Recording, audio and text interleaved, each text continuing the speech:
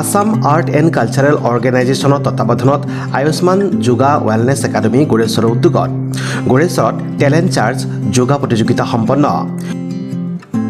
Goreswar town park yoga চেণ্টাৰত আয়োজিত এই যোগা প্ৰতিযোগিতাত প্ৰায় 25গৰাকী প্ৰতিযোগীয়ে অংশগ্ৰহণ কৰে। প্ৰতিযোগিতাত 8গৰাকী শ্ৰেষ্ঠ প্ৰতিযোগীক বিচাৰকৰ দ্বাৰা বাছনি কৰা হয়। ইয়াৰে 5গৰাকীক অসম ভিত্তিক প্ৰতিযোগিতাৰ বাবে নিৰ্বাচিত কৰা হয়। যোগা প্ৰাণায়ামৰ দ্বাৰা ছাত্ৰ ছাত্ৰীৰ সৰ্বাংগীন বিকাশৰ বাবে চেষ্টা অব্যাহত ৰখা আয়ুষ্মান যোগা ৱেলনেছ একাডেমীয়ে এইদৰে বিভিন্ন সময়ত বিভিন্ন কাৰ্যসূচী গ্ৰহণ কৰি আহিছে। আজিৰ কাৰ্যসূচীৰ আৰম্ভণিতে বন্তি প্ৰজ্বলন কৰি অনুষ্ঠান শুভাৰম্ভ কৰে গোৰেশ্বৰ পৌৰসভাৰ পৌৰপতি কৃষ্ণ দাস স্বৰ্গীয়াৰীয়ে।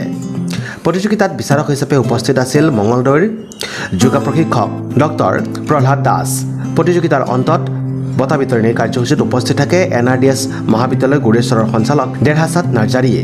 আজিৰ প্ৰতিযোগিতাত স্থান লাভ কৰা প্ৰথম 5গৰাকী প্ৰতিযোগী অসম ভিত্তিক প্ৰতিযোগিতাৰ বাবে বাছনি কৰা হয়। তেওঁলোক ক্ৰমে প্ৰথম স্থান অধিকাৰ কৰা প্ৰীতি বড়ো, দ্বিতীয় স্থান অধিকাৰ কৰা স্নেহা বনিয়া, তৃতীয় স্থানত সুজুমা বড়ো, চতুৰ্থ স্থানত স্নিগ্ধাশ্ৰী কাশ্যপ আৰু পঞ্চম স্থান অধিকাৰ কৰা Bhargavi Gowala. Text report news express Assam.